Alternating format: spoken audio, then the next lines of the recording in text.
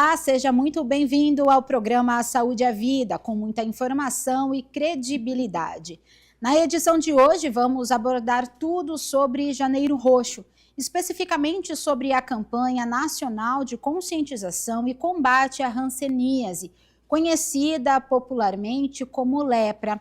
Dados do Ministério da Saúde mostram que o Brasil registra, em média, mais de 20 mil novos casos de hanseníase por ano. Vamos falar sobre os sintomas, a importância do diagnóstico precoce, das sequelas e também cura, tratamento.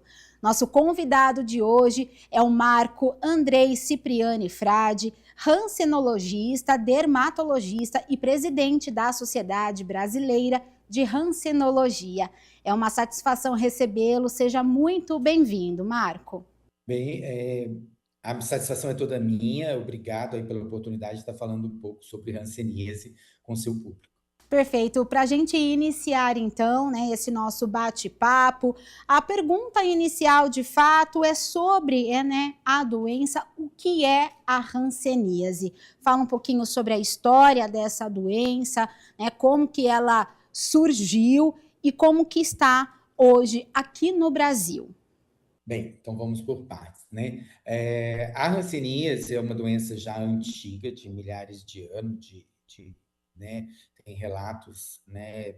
Até na era antes de Cristo, mas é uma doença causada por uma bactéria, o Mycobacterium leprae, e ele tem uma afinidade pelos nossos ramos neurais, os nossos nervinhos, principalmente os nervos que fazem a sensibilidade da nossa pele. Então, quando a pessoa começa já a sentir alguma perda dessa sensibilidade ao tato, ao calor, à dor, inclusive, já é um sinal já avançado aí que a doença está acometendo, né? Então, ela pode causar tanto essa perda de sensibilidade, mas também causar alterações motoras, como perda de força, né? A pessoa que começa a perder força no sentido, às vezes, até de pegar uma panela de um lado para o outro, né? De escrever, de segurar uma caneta, ou de segurar um chinelo no pé, né? Ou às vezes até mesmo, às vezes é difícil de se perceber, mas a perda de força de abrir os olhos, por exemplo, né? De colocar os óculos. Então, são sintomas e sinais que a doença vai causando por causa desse acometimento dos nossos nervos periféricos que a gente coloca. Mas, então, assim, é uma doença que ela leva de 5 a 10 anos para se manifestar, né? Como, dependendo da carga que você infecta, se for muito baixa, ela se torna mais lenta ainda. Então, é uma doença que demora muito tempo a se manifestar. E hoje nós estamos percebendo que o mais importante do que o sinal cutâneo, né, a lesão de pele, porque muitas pessoas acham que a hanseníase é basicamente uma doença de pele, mas antes dela ser de pele, ela é uma doença do nervo. Então, muitas das vezes, os pacientes ficam anos e anos sentindo dores nos nervos, sentindo dormências, formigamentos, cãibras, né? E que isso não é pensado em hanseníase. Esse é o nosso grande problema e desafio que a gente tem com a hanseníase hoje. Para depois de um tempo, os sinais cutâneos, né, as manifestações da pele aparecerem. Então, hoje, eu, com mais de 30 anos trabalhando com hanseníase, eu percebo que você fazer o diagnóstico de hanseníase porque tem uma lesão de pele, eu já cheguei tarde, sabe? O diagnóstico já deveria ter sido feito há mais tempo, né? Porque quando eu faço um ultrassom de nervos desse paciente, por exemplo, eu vejo a doença como ela está por dentro, e aí eu já encontro vários nervos acometidos. Às vezes a paciente só tem uma lesão de pele, mas ela tem 2, 3 nervos já acometidos. Então, a nossa luta como Sociedade Brasileira de Hansenologia é buscar trazer para o nosso sistema de saúde SUS, né, as questões mais modernas. E uma delas é o ultrassom de nervos, que é um exame excelente para ver a doença antes que a pele tenha acometimento. Perfeito, o doutor comentou sobre essa questão, né, dos sinais, falando um pouquinho sobre a sensibilidade, que é algo inicial, então, dessa doença. Quando fala sobre a questão cutânea da pele, seria o caroço que apresenta. Isso antigamente era considerado também algo assim que as pessoas tinham um preconceito, né? É pouco falado sobre essa doença. Talvez seja por isso que o diagnóstico precoce ele não é tão realizado diante desse preconceito ou diante das pessoas não saberem de fato quais são os sinais dessa doença? Assim, eu costumo dizer, né, para os meus pacientes e para os meus alunos, né, que só o conceito destrói preconceito, né? Então, como as pessoas não recebem informação sobre a doença, né? Então, se essas informações não chegam, cria um ambiente muito grande para o preconceito, principalmente porque a gente tem textos bíblicos, né, fadados assim de muito preconceito, porque era de uma realidade daquela época e que não isso não é atualizado. Então, a doença lepra, antigamente, ela era dada assim como uma sentença de exclusão para aquele indivíduo, coisa que hoje é inadmissível, porque estamos falando de uma doença que hoje tem tratamento, né, com antibióticos, tem cura, a pessoa pode conviver normalmente com as outras pessoas, não precisa ser, né, se excluir nada, né, nem talher, nem colher, nem xícaras. O convívio ele pode ser absolutamente normal, principalmente se esse indivíduo já estiver em tratamento, né? 48 horas depois da primeira dose do medicamento, os bacilos eles se tornam inviáveis para transmissão em mais de 95%. E segundo a literatura, depois da segunda dose do tratamento, no segundo mês, esse bacilo é 100% já, ele não tem condições de ser transmissível, né? A pessoa precisa se tratar por 12 ou 6 meses, mas isso é por outras questões, para a gente conseguir exterminar o bacilo do indivíduo como um todo. Mas a transmissão, ela é praticamente nula. Por isso que as pessoas me perguntam, né, se eu não me preocupo tanto com os meus pacientes. Com meus pacientes eu eu não me preocupo tanto porque eles estão em tratamento, né? A minha maior preocupação é quem convive comigo, não sabe que está doente e que muitas das vezes não quer nem buscar ajuda para se diagnosticar e, consequentemente, se tratar, né? Então, essa é uma questão que a gente leva sempre em consideração em relação ao preconceito. Muitas das vezes isso existe porque as pessoas não conhecem mesmo, né? Por isso a importância de estar aqui falando com você, para o seu público, trazer um pouco de informação sobre a hanseníase. Exatamente, né? E o mês dedicado a isso também, né? Que trabalha com todas essas questões de desmistificar essa questão do preconceito, né? Falando sobre a doença, que ela tem sim tratamento, ela tem cura, e falando também, exato, sobre essa questão do contágio, né? Porque ela não é altamente contagiosa se esse paciente, esse indivíduo, ele já está em tratamento, então, porque muita gente acredita que um abraço, um aperto de mão, isso faz com que o contágio seja, né, passado, que a transmissão seja realizada ali naquele abraço, naquele contato com uma pessoa que está doente, e isso, de fato, não é desta maneira, né, doutor? A questão é a gente separar um pouco, principalmente pós-pandemia, né? A gente discutiu muito transmissão, pandemia, na pandemia de Covid, a transmissão era um vírus. Então, esse vírus, a transmissão é muito, infinitamente muito maior de transmissão do que o bacilo da hanseníase. Segundo a literatura, né, 90% da população tem uma defesa contra o bacilo da hanseníase. Praticamente no Brasil, quase todos já entraram em contato com o bacilo, só que muitos estão dentro desses 90% que tem uma proteção natural. Só 10% vão desenvolver as várias formas da doença. Eu queria só fazer uma colocação em relação a você, quando você falou sobre os caroços, né, sobre os nódulos. Na verdade, de fato, os nódulos são a fase mais avançada da doença, né, mas elas se manifestam, né, durante um longo tempo. Ela vai se manifestar primeiro com sintomas, como eu falei, né, dormências, formigamento, cãibras, principalmente à noite, dores nos nervos, muitas pessoas, principalmente pessoas mais velhas, né, depois dos 60, assim, muita dor começa a aparecer, e as pessoas, isso é dor de velhice, né? E muitas das vezes isso é por causa da hanseníase e não é pensado nem pelo paciente, nem pelo médico que está atendendo.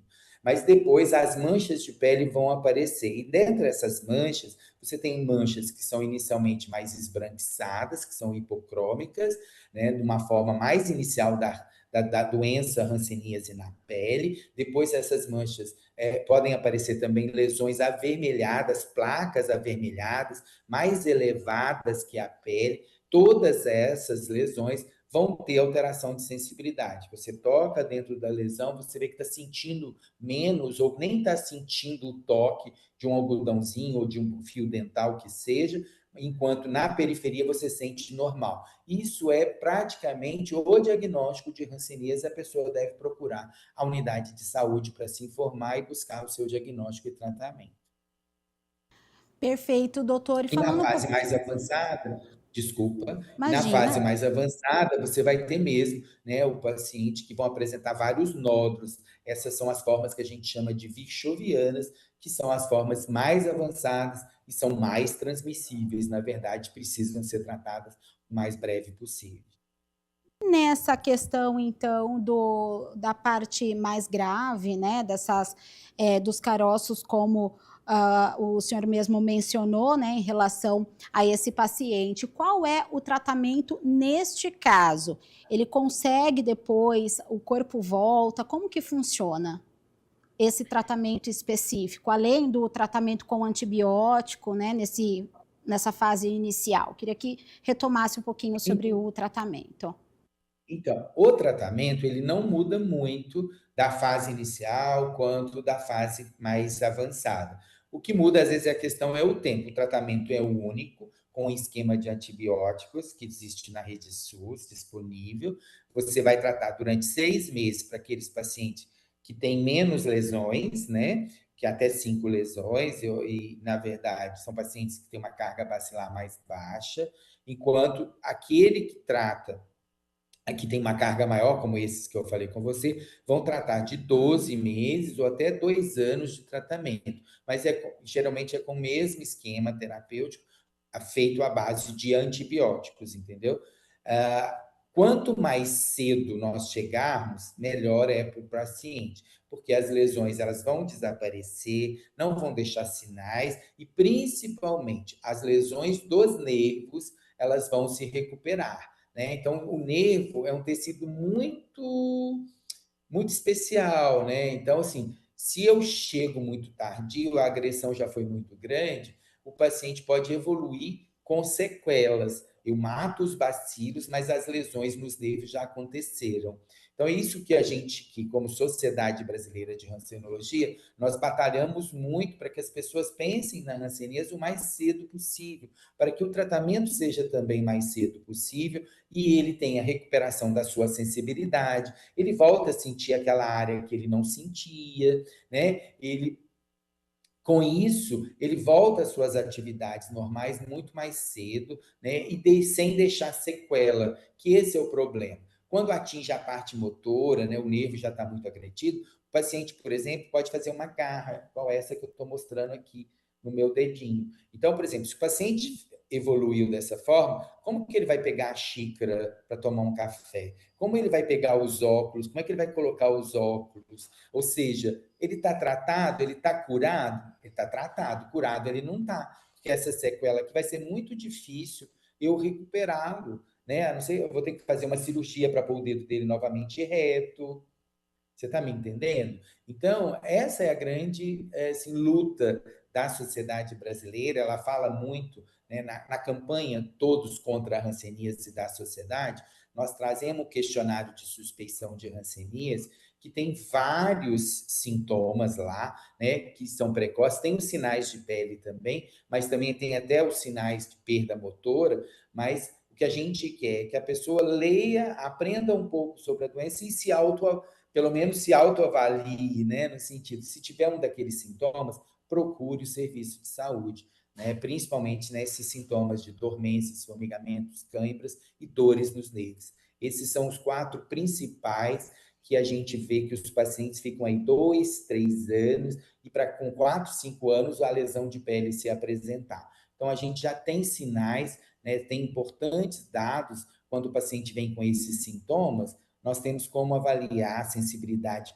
de periferia, né, dos pés, das mãos, a gente fazer avaliação dos nervos, fazer outros exames complementares que possam antecipar o diagnóstico antes que a lesão de pele apareça, ou até mesmo as lesões, né, motoras que eu falei para você, dei como exemplo. Perfeito, e é importante, né, a gente falar sobre a questão das sequelas também, e o mais importante é que o tratamento ele é realizado gratuitamente, né, doutor, no Sistema Único de Saúde. Então, as pessoas têm esse fácil acesso a esse tratamento, né? Sim, hoje toda a rede SUS, né, a atenção básica, a atenção primária, ela está assim habilitada a fazer o reconhecimento da suspeita clínica de hanseníase e até mesmo de tratar. Nós, como sociedade brasileira de hansenologia, nós estamos lutando muito porque como a doença é pouco falada, as escolas também elas estão ensinando um pouco hanseníase. Então, os nossos profissionais de saúde, no Brasil como um todo, eles estão saindo das escolas médicas sem ter experiência factual ali com os casos de hanseníase. Então, muitas das vezes eu falo que os médicos deixam passar muito facilmente a oportunidade de se fazer um diagnóstico antecipado, né, um diagnóstico precoce da hanseníase, né? Mas se o paciente tiver alguma dúvida, procure a unidade de saúde. Se ele for diagnosticado, ele pode ser tratado na unidade básica, lá no postinho perto da casa dele, e o medicamento vai chegar lá no posto, perto da sua casa, né, da casa do paciente, em qualquer lugar do Brasil. Isso a gente tem essa garantia da rede SUS interligada que nós temos no Brasil. E doutora, E é falando um pouquinho. gratuito, né? E é gratuito, exatamente, é gratuito, e isso é realmente muito importante, né, para as pessoas se conscientizarem da gravidade também, né, que tem aí os níveis mais graves da doença, mas que com esse diagnóstico precoce e com esse acesso facilitado, eles podem realmente aí ter uma qualidade de vida. E falando sobre a questão de qualidade de vida também, em um ponto, né, determinante da doença, acredito que isso também acaba afetando o emocional desse paciente, né? No caso de uma sequela, como que o senhor lida com essa questão também do emocional? Porque há muitas restrições quando ele chega num determinado grau aí dessa doença. No caso, se tiver uma sequela, não conseguir levantar uma xícara, não conseguir colocar os óculos, como o senhor mesmo mencionou. Isso acaba afetando também o psicológico desse paciente, né? Então, é excelente você tocar nesse assunto, porque ele é um assunto que é triste, né? Assim, é difícil a gente lidar com isso, né, no dia a dia, mas muitas das vezes isso afeta muito mais o paciente quando o diagnóstico já é feito tardio. Por isso que a gente volta a insistir em fazer o diagnóstico oportuno, né, o diagnóstico precoce. Mas, lógico que vão vir pacientes para que nós tenhamos diagnóstico e já estão, infelizmente, sequelados, né? Eles já têm a garra apresentando, já chega mancando porque o pé não consegue subir, né? Isso são situações que nós precisamos oferecer, por exemplo, uma reabilitação. Então, a fisioterapia, a terapia ocupacional são funções, né? São profissionais importantíssimos para nos ajudar nesse sentido da recuperação dessa musculatura que ficou muito tempo desestimulada, né? Fora isso, nós temos situações sérias, né, do paciente que é mandado embora da empresa porque, por exemplo, é um açougueiro e que perdeu a força da mão dele dominante. Como ele vai cortar? Ou seja, então, assim, a gente tenta orientá-lo no sentido, né, dele buscar os seus direitos junto ao INSS, à Previdência Social, né? Esse é um outro ponto.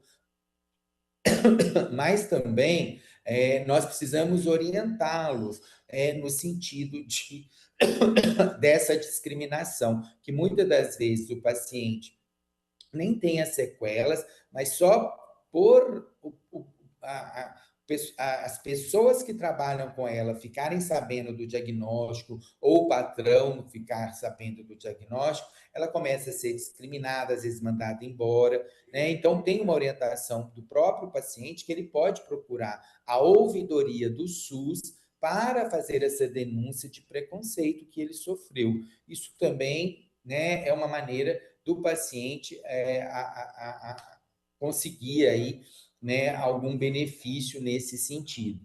E a gente trabalha muito com movimentos sociais, como o MORAN, que é um movimento específico das pessoas atingidas pela hanseníase, que acabam dando um apoio importante a esses pacientes, de orientação até mesmo dessas questões legais, né? Mas o que nós precisamos passar de mensagem é que as pessoas se tornem, fiquem alerta aos sintomas, né, às lesões de pele quando elas aparecem, mas que procurem sempre se informar, ir à unidade de saúde, se certificar se aquilo se trata ou não de hanseníase, e se for, é uma doença infecciosa como outra qualquer, e que tem cura, tem tratamento, e o paciente tem total condições de sair sem nenhum sinal de sequela. Muitas das vezes, essa negação é que vai fazer retardar o diagnóstico e o paciente vai voltar mesmo quando ele já tiver uma sequela instalada. É isso que nós, como sociedade, não queremos. A gente quer que as pessoas venham e se tratem cada vez mais cedo. Essa é a nossa grande mensagem. Por isso que a campanha hashtag Todos contra a Hanseníase é uma campanha que comunica muito, conversa muito com a população. Entre no nosso site da Sociedade Brasileira de Hansenologia, né, que é o www.svhansenologia.org.br, que lá vocês vão encontrar informações, né, verdadeiras, corretas e bem embasadas na ciência e atuais sobre o que é hanseníase e como lidar com esse diagnóstico. Perfeito. E, doutor Marco, falando ainda, né, um pouquinho sobre a questão do paciente, ele fica com a imunidade, né, um pouco mais baixa, como que é nessa questão? Há alguma restrição alimentar, alguma restrição de medicamento no período do tratamento? Como que funciona? Nossa, excelente as suas perguntas. A primeira que eu queria colocar é sobre essa questão de imunidade. A questão de imunidade na hanseníase é uma coisa muito específica. As pessoas acham que ficar tomando antibiótico durante muito tempo vai fazer minha imunidade cair. Isso tudo é fake news. Na verdade, assim, você tem um descontrole, uma desbiose, né? Que você muda, na verdade, porque todos nós somos cobertos de pequenas bactérias, né? De bactérias que são naturais nossas, vamos dizer assim. E elas acabam controlando, né, o número de bactérias para impedir que outras bactérias cresçam, mas também, por exemplo, fungos também cresçam e comecem a ser prejudiciais a nós, né? Então, como eu vou usar antibiótico durante muito tempo, esse número de bactérias também vai diminuir. Então, nós vamos ter mudanças nas relações entre esses micro-organismos do nosso corpo. Tá? Então, muitas das vezes, por exemplo, o paciente começa a tratar, passa um tempo, ele começa a desenvolver algumas micoses. Ou seja, é porque houve esse descontrole, a bactéria foram eliminadas, o fungo cria barreira, né, cria liberdade de crescer e se manifestar patologicamente. Tá? Então, essa é uma situação que assim, você tem que controlar esse fungo, a gente tem tratamentos tranquilos sobre isso, né? E o paciente vai seguir o tratamento dele. Então, vão ter alguns efeitos colaterais com o tratamento, isso também é esperado, mas são todos que nós conseguimos lidar, o médico precisa ser informado e ele vai mudar o esquema? Às vezes não, mas também ajustar, por exemplo, como esse tratamento para as micoses, por exemplo. Mas não altera a imunidade como as pessoas pensam.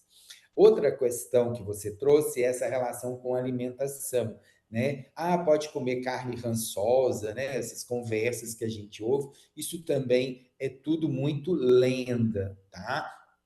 Nós não temos nenhuma relação com o tratamento e eu não oriento nenhuma restrição para os meus pacientes, eu só o que eu oriento é a diminuição da ingesta de álcool, né? Porque às vezes as pessoas bebem muito desenfreadamente, e eu oriento que ela vai precisar do fígado dela durante um ano para fazer esses antibióticos serem metabolizados.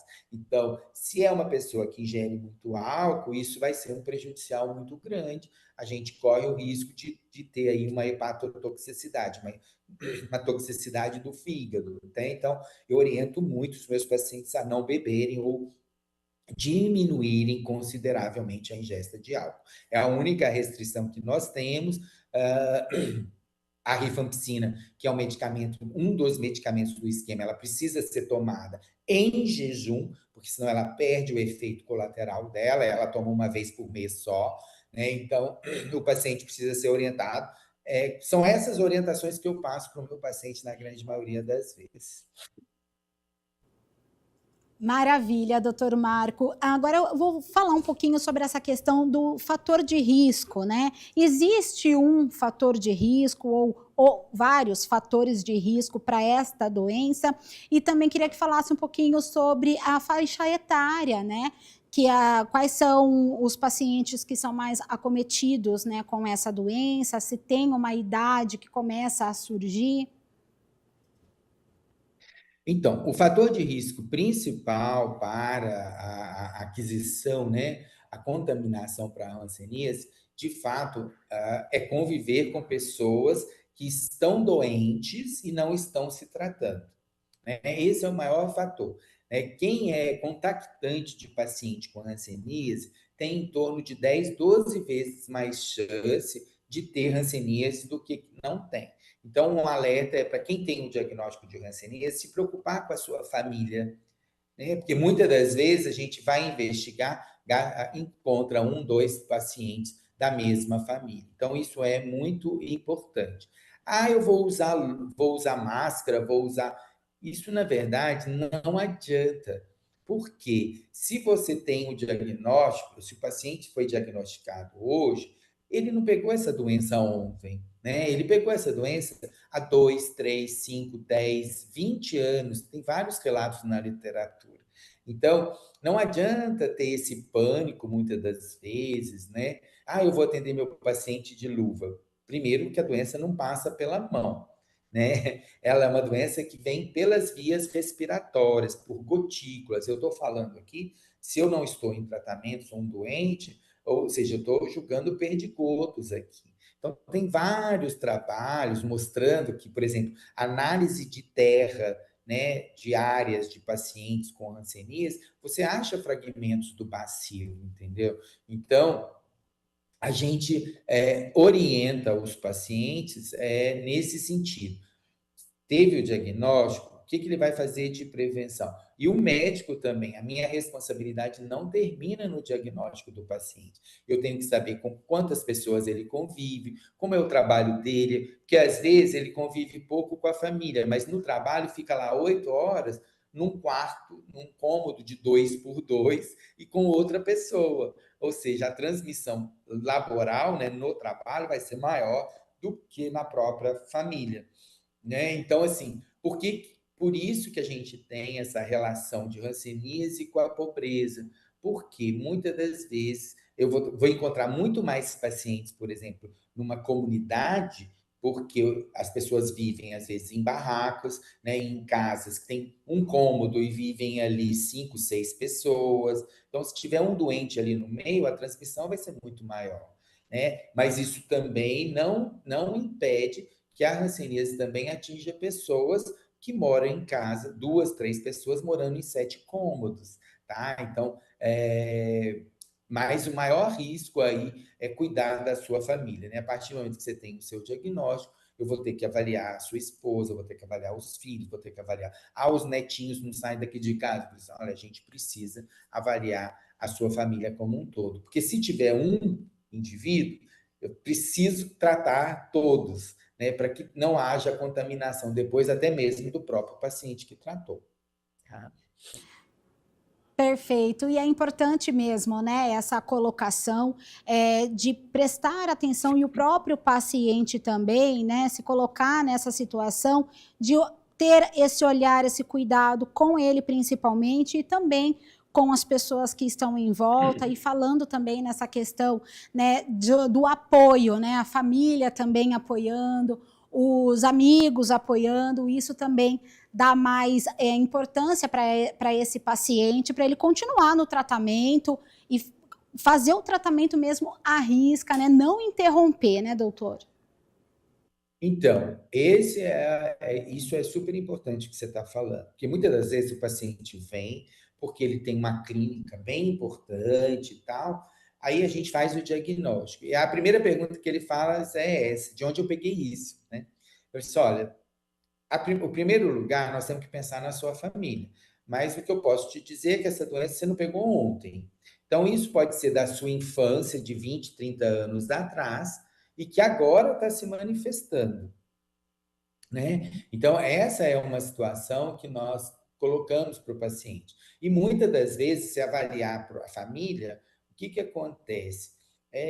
Quando você vai examinar a família, às vezes você encontra pessoas que têm doença no estágio muito avançado, porque começa essa história, eu peguei de quem? Isso é o que eu falo com ele. Eu falei assim, olha, não tente buscar isso, né? Na verdade, você pode ter pego de pessoas dentro da sua própria família cujos sintomas ainda nem apareceram, né? Que ainda não estão se manifestando e a gente precisa só examinar para ver se a gente acha, né? Então, as pessoas começam a ter uma carga muito grande com culpa, sabe? E esse é o problema. A gente não pode ter essa leitura, ninguém pega porque mandou o outro pegar, e nem pega por questões aí ligadas à culpa, né? Você está pagando, né? Porque antigamente era uma história, era vista que a hanseníase, né, a lepra na época, era um castigo divino. Isso a gente tem que se desmistificar disso. Na verdade, é uma doença como outra qualquer, uma doença infecciosa, e a gente não pode perder tempo de deixar de tratar para que esse bacilo seja liquidado e a gente interrompa a cadeia de transmissão o mais breve possível naquela família, naquela comunidade, entendeu? Maravilha, doutor Marco, muito obrigada pelas suas informações, obrigada por trazer todo o seu conhecimento, né, como presidente da Associação Brasileira, passar todas essas informações, tirar essas dúvidas também, né, falar o que é mito, o que é verdade sobre essa doença e deixar essa mensagem importante, né, sobre o tratamento, a cura, a medicina está avançada cada vez mais e o principal que o tratamento ele pode ser realizado gratuitamente e aproveitando, né, esse mês de janeiro, janeiro roxo, para falar dessa conscientização e levar a informação cada vez mais para as pessoas terem acesso a essa doença pouco falada, mas trazendo essa informação que há cura com esse diagnóstico precoce. Queria que o senhor desse aí fizesse as suas considerações finais.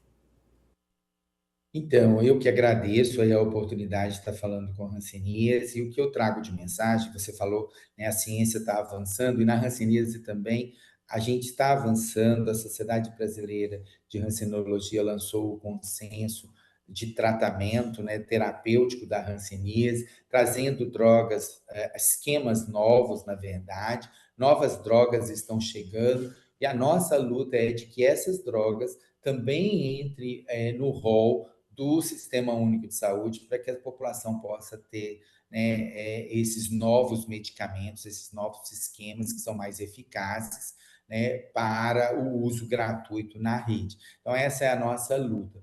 E eu trago aí sempre a minha mensagem, né, sobre só o conceito destrói o preconceito. Então, hoje nós temos uma gama enorme de informação, eu oriento sempre que a pessoa acesse, né, o site da Sociedade Brasileira, né, o SBH Hansenologia com H, né, .org.br, ou o Todos contra a Hanseníase, vocês vão encontrar o questionário de suspeição de hanseníase, está lá, tem lá as questõezinhas para você responder, e se responder alguma dessas perguntas, procure a unidade mais próxima de saúde para que possa pensar, refletir sobre a hanseníase, principalmente nesse janeiro roxo, que é o mês que a gente para oficialmente para falar mais sobre hanseníase, mas a doença está aí o ano inteiro, né? Então, a gente tem que estar sempre em alerta.